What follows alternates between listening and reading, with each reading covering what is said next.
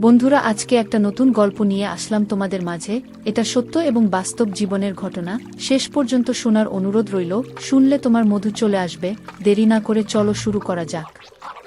আমি বয়সে বড় পুরুষদের খুব বেশি পছন্দ করতাম এবং আমার হৃদয় আমার বাবার বন্ধুর উপর আকৃষ্ট হয়েছিল, যার বয়স ৩৫-৩০ বছর। তার নাম রমেশ। তার পেশিভূল শরীর দেখে আমার সুরসুরি লাগতে শুরু করেছিল। আমি তাকে জড়িয়ে ধরতে চাইতাম। তার শক্তিশালী বাহুর দেখে আমি নিজেকে আর ঠিক রাখতে পারছিলাম না। আমি মাত্র ১৭ বছর বয়সেই আমি আমার বাবার লাভলি ছিলাম। বাবার জীবন আমার মধ্যে গীতি ছিল।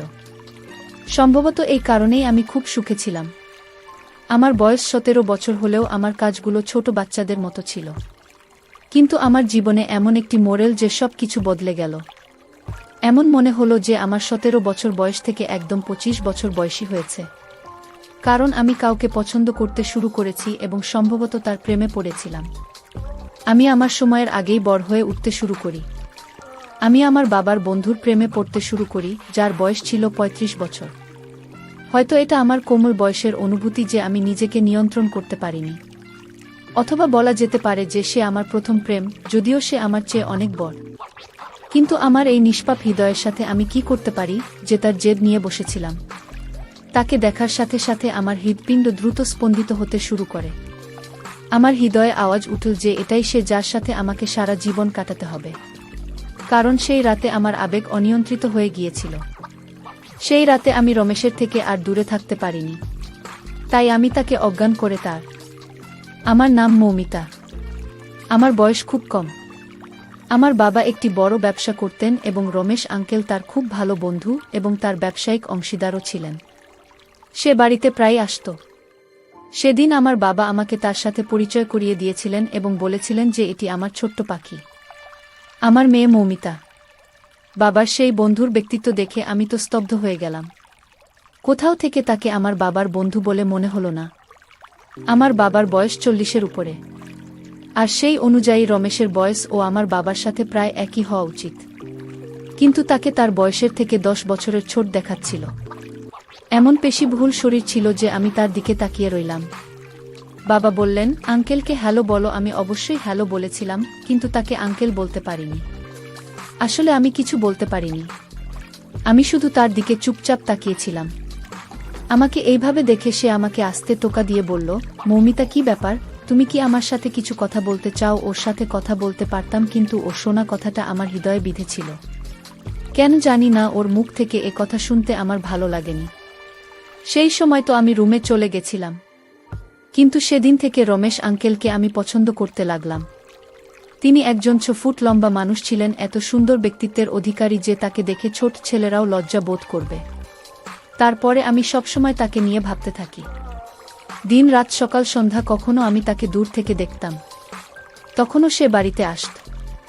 কখনো আমি বাবার সাথে অফিসে যেতাম এবং সেখানেও তার সাথে দেখা হতো। আমি নিজেই আমার অবস্থা দেখে অবাক হয়েছিলাম। এখন আমি নিজের দিকে বেশি মনোযোগ দিতে শুরু করেছি। কিন্তু যখনই সে আমাদের বাড়িতে আসত, সে নির্বিকার থাকত। বাবার সাথে কথা বলতে ব্যস্ত থাকত, আমার দিকে তাকাত না। যদিও আমি কোনো না কোনো অজুহাতে তার কাছে যাওয়ার চেষ্টা করতাম। কিন্তু সে আমাকে আদর করে আমার পড়াশোনার কথা জিজ্ঞেস করত। আমার সাথে যেভাবে তিনি কথা বলতেন, তার সেই কথা বলার স্টাইল আমার মোটেও পছন্দ হতো না। আমি ছোট ছিলাম। তিনি আমার সাথে একটি শিশুর মতো ব্যবহার করতেন। আর সেদিন আমি খুব অস্থির ছিলাম। ৬ দিন হয়ে গেছে তার সাথে আমার দেখা হয়নি। বাধ্য হয়ে আমি তার অফিসে চলে গেলাম। তিনি আমাকে তার কেবিনে গিয়ে বসতে বললেন। আমি গিয়ে ওর অফিসে বসলাম। কিছুক্ষণ পর উনি ওখানে আসলেন। ওকে দেখে আমার চোখ ঠান্ডা হয়ে গেল। আমি ওর দিকে তাকিয়ে রইলাম। আমাকে এভাবে তাকিয়ে থাকতে দেখে উনি বলতে লাগলেন, কি ব্যাপার মৌমিতা, আমার সাথে তোমার কোনো কাজ আছে? তুমি আমার সাথে দেখা করতে এলে কেন? আমি তার কোনো কথার উত্তর না দিয়ে সরাসরি বললাম যে তোমাকে আমি খুব পছন্দ করি। আমি তার প্রতি আমার ভালোবাসা প্রকাশ করেছিলাম। কিন্তু সে হয়তো বুঝতে পারেনি যে আমি কি বলছি এবং সে বলেছিল যে আমিও তোমাকে খুব পছন্দ করি। তুমি খুব মিষ্টি। একজন ব্যক্তির কথার চেয়ে বেশি তার হাবভাব কথা বলে। এই কারণে আমি বুঝতে পারলাম যে সে আমার অভিব্যক্তি বুঝতে পারেনি। সে আমাকে ছোট বাচ্চা ভেবে ভালোবেসে বলেছিল। হয়তো সে আমার সাথে একটি ছোট মেয়ের মতো আচরণ করছিল, কিন্তু এই ছোট্ট মেয়েটি তার প্রেমে পাগল হয়ে গিয়েছিল এবং এখন যা কিছু করতে সে প্রস্তুত ছিল। তারপর একদিন এই কথাটা আমি আমার বাবাকে বলে দিলাম, কারণ বাবা ছাড়া এই পৃথিবীতে আমার আর কেউ নেই। মা মারা গেছে অনেক আগে। আমি আমার বাবার একমাত্র মেয়ে ছিলাম। আজ পর্যন্ত তিনি আমার কোনো কথাই প্রত্যাখ্যান করেননি। আমি যা বলতাম তাই করতেন। আমি যদি চাঁদ ও চাইতাম তাহলে হয়তো তিনি আমার কাছে নিয়ে আসতেন। কিন্তু আমি যখন বললাম আমার বাবাকে যে বাবা, আমি তোমার বন্ধু রমেশকে পছন্দ করি আর ওকে বিয়ে করার জন্য পাগল হয়ে গেছি, সে তো অবাক হয়ে আমার মুখের দিকে তাকিয়ে রইল। আমি যা বলেছি তা সে বিশ্বাস করতে পারল না। আমার কথা সেরে গেল এবং বলল যে তুমি মজা করছো। আমি বললাম না, আমি মজা করছি না। আমি রমেশকে বিয়ে করে তার সাথেই থাকতে চাই। যদি তুমি না করো আর তার সাথে আমাকে বিয়ে না করালে আমি আমার জীবন শেষ করে দিব। এটা শুনে বাবা হতবাক হয়ে গেল, কারণ আমি ছাড়া তার জীবনে আর কেউ ছিল না। সে আমার জন্যই এসব করছিল এবং যখন আপনার নিজের সন্তান আপনাকে বলে যে সে তার নিজের জীবন নিতে চায় তখন আপনার হৃদয় ভেঙে যায়। তবু বাবা আমাকে অপেক্ষা করেছিলেন এবং তিনি অনুভব করেছিলেন যে এটি আমার মনে হয়েছে আমি কখনো এরকম কিছু করব না। কিন্তু 2-3 দিন খাবার না খেয়ে অজ্ঞান হয়ে পড়লাম। বাবা আমাকে ডাক্তারের কাছে নিয়ে গেলেন এবং ডাক্তার বললেন সে মারাও যেতে পারে। খাওয়া দাওয়া বন্ধ করে দিয়েছ কেন? তখন বাবার মন খুব খারাপ হয়ে গেল এবং বুঝতে পেরেছিল যে বিষয়টি গুরুতর। তিনি আমাকে ভালোবাসে এবং রাগান্বিতভাবে বুঝিয়েছিলেন যে তোমার এই সিদ্ধান্ত মোটেও ঠিক না। তোমার কি হয়েছে, এত পাগল হয়ে গেলে কেন? এই সবের জন্য তোমার এখন বয়স হয়নি। তোমার বয়স 17 হয়েছে আর তুমি ইতিমধ্যে প্রেমে পড়েছ। আর তোমার বয়সের ছেলের কথা বললে আমি মেনে নিতাম। রমেশের কথা বলছো, যার বয়স প্রায় 35 হবে। সে তোমার বয়সের দ্বিগুণের বেশি। তুমি ওকে নিয়ে কখনোই খুশি হবে না। আমার চোখ জ্বলে ভরে গেল। আমি বললাম আমি রমেশ ছাড়া থাকতে পারবো না। আর আমি যদি রমেশকে বিয়ে না করি তাহলে আমি পাগল হয়ে যাব। আমার বাবা পৃথিবী দেখেছিল। তিনি বুঝতে পেরেছিলেন যে তিনি তার মাথার উপরে। তিনি তার বন্ধু রমেশের সাথে কথা বলেছিলেন। তিনিও অবাক হয়েছিলেন এবং তিনি অস্বীকার করেছিলেন এবং তখন আমার বাবা তাকে বলেছিলেন যে তোমাকে ছাড়া আমার মেয়ে থাকতে পারবে না। রমেশ বলল, বিজয় তুমি কি বলছো? সে তো একটা ছোট মেয়ে আর আমার মেয়ে থাকলে সে তারই বয়সী হতো। আমি কিভাবে তাকে আমার স্ত্রীর জায়গা দিতে পারি? আমার মনে হয় তোমার মেয়ের পাশাপাশি তুমিও পাগল হয়ে গেছো। কেন তোমার মেয়ের সামনে এত অসহায় হয়ে গেছো? আমার বাবা বললেন, আমি নিঃস্ব হয়ে গেছি তাই তোমাকে এসব বলছি। আমাকে সাহায্য করো। এখনই তাকে বিয়ে করো। তুমি বুদ্ধিমান এবং পরিণত, কিন্তু তার ভিতরের শিশুসুল বাঁচে। তার জীবন বাঁচাতে এখনই তাকে বিয়ে করো। হ্যাঁ, কিছুদিন পরে হয়তো এই জিনিসটি তার মন থেকে চলে যাবে এবং তারপরে সব কিছু ঠিক হয়ে যাবে। তখন তুমি তাকে ছেড়ে দিও। তাহলে আমি তাকে ভালো ছেলের সাথে বিয়ে দিয়ে দিব। কিন্তু তার আগে সে কিছু করে বসলে আমি কি করব? আমি কার জন্য উপার্জন করছি? সে পৃথিবী ছেড়ে চলে গেলে আমার কোনো লাভ হবে না। আমার বাবার পক্ষে তার বন্ধুকে বোঝানো সহজ ছিল না, কিন্তু এখন বিষয়টি আমার বাবার কাছে পৌঁছেছিল। তাই তিনি এই কাজটি করতে পারেন এবং আমার বাবা রমেশকে কোনোভাবে রাজি করাতে পেরেছিলেন। তার অস্বীকৃতির কারণে যদি আমি আমার জীবন নিয়ে নিই তাহলে হয়তো সারা জীবন সে তার ভুলের জন্য দায়ী থাকবে বা আফসোস করবে যে তার কারণে কেউ তার জীবন হারিয়েছে সেটা মেনে নিয়ে। রমেশকে বিয়ে করে আর আছিল আমাদের বিয়ের প্রথম রাত। আমি আমার ঘরে বধূ হয়ে বসেছিলাম। রমেশ ও আমার বাবার মতো ধনী ছিল, কারণ সে আমার বাবার ব্যবসায় অংশীদার ছিল এবং তার বাড়িতে কেউ ছিল না। তিনি আগে বিয়ে করেছিলেন, কিন্তু সেই মেয়েটির সাথে মাত্র 1 বছর কাটিয়েছিলেন এবং তারপরে তাদের বিবাহ বিচ্ছেদ হয়েছিল। তাদের কোনো সন্তান হয়নি। আমার বাবা যখন আমাকে ছেড়ে চলে যাচ্ছেন তখন তিনি বলেছিলেন যে তুমি ভালো সিদ্ধান্ত নাওনি, তবে মনে রাখবেন যে আমি সবসময় তোমার সাথে আছি। যখনই তুমি তোমার সিদ্ধান্ত পরিবর্তন করবে এবং তুমি অনুভব করবে যে তুমি এই সম্পর্ক থেকে বেরিয়ে আসতে চাও, তখন তুমি ফিরে এসেছো তোমার বাবার কাছে। আমি জানতাম যে তিনি আমার বাবা, এই ধরনের কথা তার মনে ছিল। কিন্তু আমি এখন রমেশের সাথে আমার সারা জীবন কাটাতে চাই। তিনি আমার স্বামী, তিনি আমার পতি পরমেশ্বর হয়েছিলেন।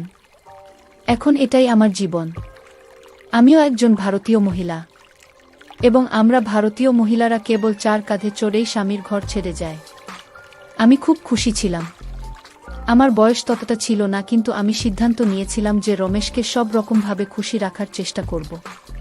আমি নিজেকে একজন খুব ভালো বউ হিসেবে প্রমাণ করব এবং সে উপরে মেনে নেবে যে আমাকে বিয়ে করা তার জীবনের সেরা সিদ্ধান্ত ছিল। তবু আমি মনে মনে হাজারো স্বপ্ন নিয়ে রমেশের জন্য অপেক্ষা করছিলাম। শুধু রমেশের কথা ভেবে আমার হৃদয়ে আমি সুরসুরি অনুভব করছিলাম। আমার হৃদস্পন্দন আমার নিয়ন্ত্রণের বাইরে ছিল। কিন্তু বিয়ের প্রথম রাতে আমার সাথে এমন কিছু ঘটেছিল যা আমাকে হতবাক করেছিল। যখন সে আমার রুমে এলো, আমি তাড়াতাড়ি গুটিসুটি মেরে বসে পড়লাম। তার কিছু বলার অপেক্ষায় রইলাম। আমি আমার ঘুমটা সরিয়ে আমার সৌন্দর্য তার পাগল হয়ে ওঠার জন্য অপেক্ষা করছিলাম। আমি তরুণী ছিলাম এবং তার চেয়েও বেশি সুন্দরী ছিলাম। বধূর সাজে তোমাকে আরও সুন্দর লাগছিল। তবে তিনি যা বলেছিলেন তা আমার সব ইচ্ছাকে ঠান্ডা করে দিন। সে বলল, এখনো জেগে আছে কেন? আমি ভাবলাম, নিশ্চয়ই তুমি ঘুমিয়ে পড়েছ। আমি বললাম, এভাবে কি করে ঘুমিয়ে পড়ব? আজ আমাদের বিয়ের প্রথম রাত, আমি তোমার জন্য অপেক্ষা করছিলাম। না চাইলেও আমার মুখে লজ্জার রং ছড়িয়ে পড়েছিল। কিন্তু সে আমার দিকে খুব কড়া চোখে তাকিয়েছিল। তিনি সেখানে দাঁড়িয়ে আমার দিকে কয়েক মুহূর্ত তাকিয়ে থেকে বললেন যে আমার বিয়ে করার ইচ্ছা ছিল না। আমার বিয়ে করার ইচ্ছা ছিল, তাই সে আমার ইচ্ছা পূরণ করেছে। এখন এর মানে এই নয় যে আমরা এখানে বর কনের খেলা খেলব। এই আচার অনুষ্ঠান ছেড়ে গিয়ে জামাকাপড় পাল্টে ঘুমিয়ে পড়। এই রুমটা শুধু তোমার, আমার রুম উপরের তলায়। কিছু লাগলে জানাবেন। আমি এটা শুনে অবাক হয়ে গেলাম। আমি বললাম, কি করছো? আজ রাতটা আমাদের জীবনের সুন্দর রাত, যা সারা জীবন মনে থাকবে। তুমি তোমার ঘরে যাচ্ছ কেন? কিন্তু বর বউয়ের তো একটিমাত্র ঘর হয়। তিনি বললেন, দেখো, আমি তোমার বাবাকে এতটা অসহায় আগে কখনো দেখিনি। তিনি নিজেও অসহায় ছিলেন। তুমি তাকে বাধ্য করেছিলেন, আর সে আমাকে বাধ্য করেছিল। এসব হয়েছে বাধ্য হয়ে। আজকের রাত তাদের জন্য বিশেষ রাত। যারা সে কিছু বলতে চেয়েছিল, আমাকে কিছু বোঝাতে চেয়েছিল, কিন্তু সে বলেছিল যে তুমি এত বুদ্ধিমান হলে এখানে বসে থাকতে না। সে আমার উত্তর না শুনে সেখান থেকে চলে গেল। তার রুম ছিল উপরে। সকালে কাজের মেয়েটি আমাকে বলল যে স্যার, এর উপরে তিনি আমাদেরকে আপনার জন্য নিচে একটি রুম পরিষ্কার করতে বলেছিলেন, তাই আমরা এই ঘরটি সাজিয়েছি। এমনিতেও আমরা এখনো বুঝতে পারছি না যে সাহেব কাকে বিয়ে করছেন এবং কেন আপনার রুমটি নিচে রেখেছেন, কিন্তু তিনি সাহেব বলেই আমরা তার কথা মেনে নিয়েছি। তিনি যা বলেন আমি তাই করি। এ কিভাবে আমার স্বপ্ন পূরণ হলো? এমন মনে হচ্ছে স্বপ্নগুলো আমার কাছ থেকে ছিনিয়ে নেওয়া হয়েছে। এমনকি আমার স্বপ্নগুলো আমার ছিল না। এভাবে কিভাবে আমি আমার জীবন কাটাব? কিন্তু এখন আমি আমার বাবাকে সব কিছু বলতেও পারি না, এবং তারপর কিছু জিনিস আছে যা স্বামী স্ত্রীর মধ্যে থাকাই ভালো। তাই আমি তাকে কিছু বলিনি এবং এটা প্রকাশ করেছি যে আমি এখানে খুব খুশি। তিনিও খুশি হলেন। কিন্তু আসলে আমাদের বাড়িতেই যে বিষয়গুলো চলছিল, আমি ভাবলাম এটা কিভাবে ঠিক হবে। আমার এক বান্ধবী ছিল যে আগে থেকেই বিবাহিত। আমি যখন তাকে এসব বললাম, সে বলল, আরে তোমাকে এখন আমাকে সব কিছু বোঝাতে হবে। তুমি এক কাজ করো, তোমার বয়সের চেয়ে একটু বড় দেখাতে চেষ্টা করো, শ্যুট করবে না। তুমি যদি তোমার স্বামীর সামনে শাড়ি পরে যাও, তবে তিনি তোমাকে দেখে খুশি হবেন এবং তার সাথে সঠিকভাবে কথা বলবে।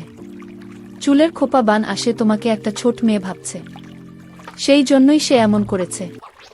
কিন্তু তোমাকে তাকে এটা বোঝাতে হবে, তুমি অতটা ছোট নয়। সে যা বলেছিল তার মধ্যে একটি বিষয় ছিল। সে ঠিক বলেছিল যে এমন কখনো কখনো স্ত্রী যদি যুবতী হয় এবং স্বামী যদি বয়স্ক হয়, তখন তিনি তার স্ত্রীকে সুন্দর দেখানোর জন্য চুলে রং করেন। একইভাবে আমার স্বামী আমার চেয়ে বয়সে বড় এবং আমি তরুণ ছিলাম, তাই আমাকে একটু বয়স্ক দেখাতে আমার চেহারা পরিবর্তন করা দরকার। আমি আমার বন্ধুর পরামর্শে রাজি হয়ে কেনাকাটা করতে চলে গেলাম। সুন্দর সুন্দর শাড়ি কিনে আনলাম। সন্ধ্যার খাবার তৈরি করে আমার স্বামীর জন্য অপেক্ষা করতে লাগলাম। তার বাড়ি ফিরে আসাতে আমার মুখে হাসি ফুটে উঠল। আমি বললাম, শোন, খাবার রেডি, তুমি হাত মুখ ধুয়ে এসো। আমার এই কথাতে যখন সে আমার দিকে তাকাল, তখন তার মুখে অদ্ভুত রং দেখা যাচ্ছিল। পকেট থেকে একটা চকলেট বের করে আমার হাতে রাখল। এবার সেও হাসতে লাগল।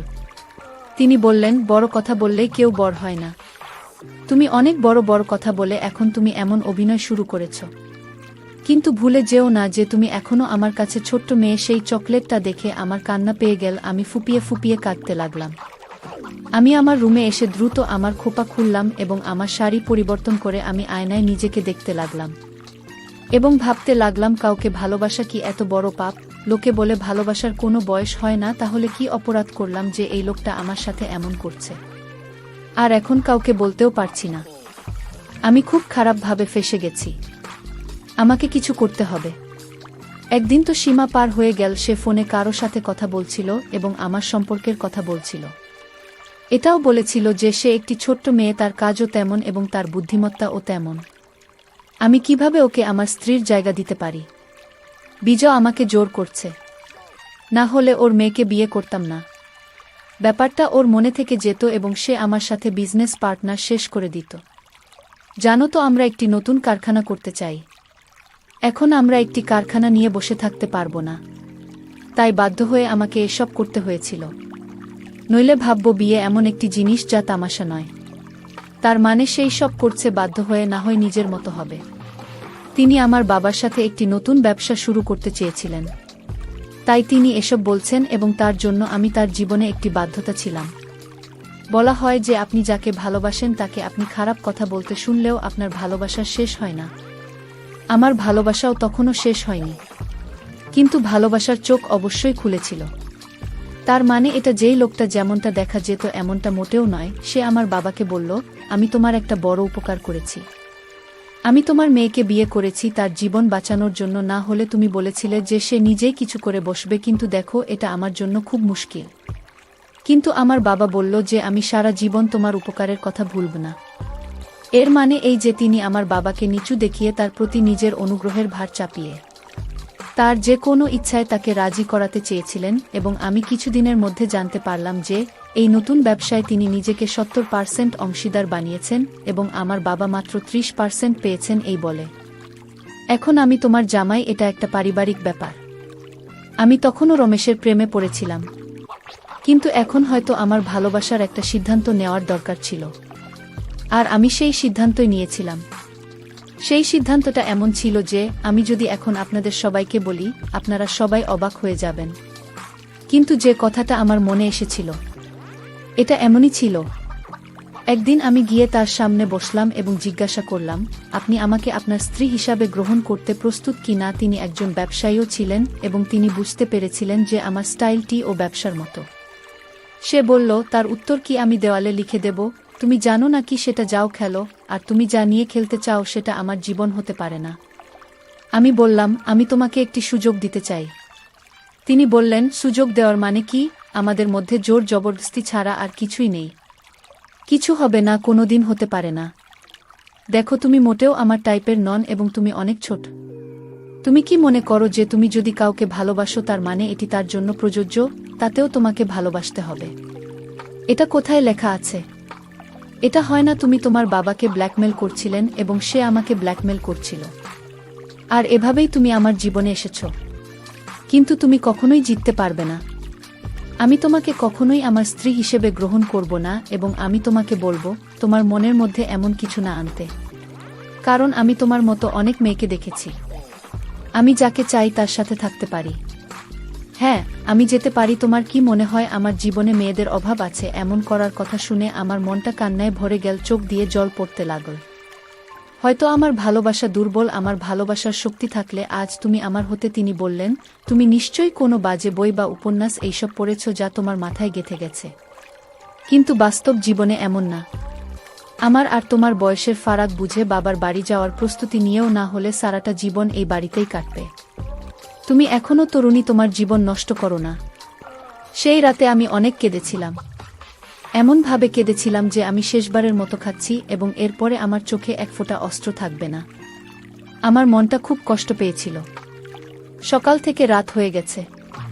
আমি রমেশকে দেখিনি, কোথায় ছিল সে আমি জানি না।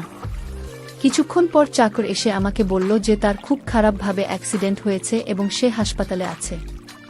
আমার হৃদয় থমকে গেল। আমি সাথে সাথে দৌড়ে হাসপাতালে গিয়ে ডাক্তারের কাছে গেলাম। তিনি বললেন যে তার অবস্থা খুব খারাপ, তার শরীরের অর্ধেক অকেজো হয়ে গেছে এবং তার পা অকেজো হয়ে গেছে। এখন সে আর কখনো নিজের পায়ে ভর দিয়ে হাঁটতে পারবে না। যদি চিকিৎসা দেওয়া হয় তাহলে হয়তো পরিস্থিতি ভালো হয়ে যাবে, কিন্তু তার দুর্ঘটনা খুবই বিপজ্জনক ছিল এবং পা খুব বাজেভাবে আহত হয়েছে। রমেশের অবস্থা খুব খারাপ। তাকে দেখে আমি অনেক কেঁদেছিলাম। তিনি হাসপাতালে কিছু সময় কাটিয়েছিলেন। তারপরে আমি তাকে বাড়িতে নিয়ে আসি। আমি তার সেবা যত্ন করেছিলাম এবং তার খুব যত্ন নিচ্ছিলাম। সে আমার দিকে অদ্ভুত চোখে তাকিয়ে দেখত, কিন্তু কিছু বলতো না। আমি তার প্রেমে পাগল ছিলাম এবং রমেশ সেবা করে দিন রাত কাটিয়েছি। আমি দিনে 2-3 বার রমেশের পায়ে মালিশ করতাম, তাকে আমার হাত দিয়ে ধরে হাতাতে চেষ্টা করতাম। রমেশ আমাকে কিছুই বলতো না, শুধু আমাকে দেখে মাঝে মাঝে তার চোখে জল আসত, যাতে দ্রুত লুকিয়ে রাখতে। আর পুরো 6 মাস পর রমেশের পায়ের নড়াচড়া শুরু হলো। সে নিজে উঠে হাঁটার চেষ্টা করল, আর এটা দেখেই আমি আনন্দে চিৎকার করে উঠলাম এবং দ্রুত রমেশকে বুকে জড়িয়ে ধরলাম। আর এবার রমেশ ও আমাকে দূরে ধাক্কা দিল না, পরিবর্তে তিনি আমাকে তার বুকে জড়িয়ে ধরে বললেন, মৌমিতা, আমাকে ক্ষমা করো। আমি ভেবেছিলাম তোমার ভালোবাসা আবেগ, কোমল বয়সের ভালোবাসা, কিছুদিনের মধ্যেই ভালোবাসার নেশা তোমার কেটে যাবে এবং তুমি আমাকে ছেড়ে চলে যাবে। তাই আমি তোমার সাথে কোনো সম্পর্ক রাখতে চাইনি, বরং চেষ্টা করছি তোমার হৃদয়ে ভুল বোঝাবুঝির সৃষ্টি করার। সেজন্য তোমার হৃদয়ে নিজের সম্পর্কে সন্দেহের বীজ বপন করেছিলাম, এই বলে যে তোমার বাবার সাথে ব্যবসা বাড়ানোর জন্যই তোমাকে বিয়ে করেছি। কিন্তু তারপরেও তোমার মন বদলায়নি। আমার খারাপ সময়ে তুমি আমাকে ছেড়ে যাওনি। আমি তোমার ভালোবাসায় বিশ্বাসী। রমেশ আমার কপালে চুমু দিল। আজ এতদিন পর আমার তপস্যা মিটে গেল। আমি রমেশের ভালোবাসা পেয়েছি। রমেশ তার পায়ে বেশিক্ষণ দাঁড়াতে পারেনি। সে বিছানায় বসে পড়ল তার পায়ে। তখনও দুর্বলতা ছিল। ধীরে ধীরে আমার ভালোবাসা এবং আমার সেবার প্রতিদান মিল। রমেশ একদিন নিজের পায়ে দাঁড়ালেন এবং হাঁটলেন। আমি এটা দেখে খুব খুশি হয়েছিলাম। এমনকি ডাক্তারও এই অলৌকিকতা অবাক হয়েছিলেন। এখন রমেশ একদম ভালো ছিল। সেদিন রাতে ডিনার করে আমি যখন আমার রুমে যেতে লাগলাম, রমেশ আমার হাত ধরে বলল, মৌমিতা, তোমার জায়গা ওখানে নয়, তোমার জায়গা আমার ঘরে। এখন থেকে তুমি আমার সাথে থাকবে আমার রুমে। এই কথা বলে রমেশ আমার হাত ধরেও রুমে নিয়ে এল। রুমে পা দিতেই ফ্রেশ গোলাপের সুবাস আমার নাকে এসে লেগেছিল। পুরো ঘরটা সাজানো হয়েছিল নববধূর মতো। আমি চমকে রমেশের দিকে তাকালাম। তার চোখে নেশা ছিল। তার উদ্দেশ্য বুঝতে পেরে আমি লজ্জা পেয়ে দ্রুত রমেশকে জড়িয়ে ধরে মুখ লুকালাম। সেও আমাকে শক্ত করে তার বাহুতে চেপে ধরেছিল। আজ আমাদের নতুন জীবন শুরু হতে চলেছে। বিয়ের পুরো 1 বছর পর রমেশ আমার ভালোবাসাকে মেনে নিয়েছিল এবং আমাকে তার স্ত্রীর মর্যাদা দিয়েছিল। সেই রাতে রমেশ আমার উপর তার কামনা বাসনা পূর্ণ করে এবং আমি তার সঙ্গে পেয়ে খুব খুশি হয়েছিলাম। ঘুমন্ত অবস্থায় রমেশের মুখটা নিষ্পাপ লাগছিল। আমি তার মুখের দিকে তাকিয়ে হঠাৎ তার প্রতি প্রেমে আকৃষ্ট হলাম। আমি নিজেকে প্রতিশ্রুতি দিয়েছিলাম যে রমেশের সাথে আমি আমার সারা জীবন কাটিয়ে দেব এবং সৃষ্টিকর্তার কাছে হাতজোড় করে প্রার্থনা করছি যে আমি প্রতি জন্মে যান রমেশের মতোই স্বামী। তাই বন্ধুরা, গল্পটি আপনাদের কেমন লাগল তা অবশ্যই কমেন্টের মাধ্যমে জানাবেন। আমি তোমাদের সকলের কমেন্টের উত্তর দেওয়ার চেষ্টা করব। গল্পটি ভালো লেগে থাকলে অবশ্যই একটি লাইক দেবে, যাতে আমি চ্যানেলটাকে এগিয়ে নিয়ে যেতে পারি। আর চ্যানেলের নতুন হয়ে থাকলে চ্যানেলটি সাবস্ক্রাইব করে বেল আইকনটি অন করে নেবে, যাতে পরবর্তী গল্প সবার আগে তোমাদের কাছে পৌঁছায়।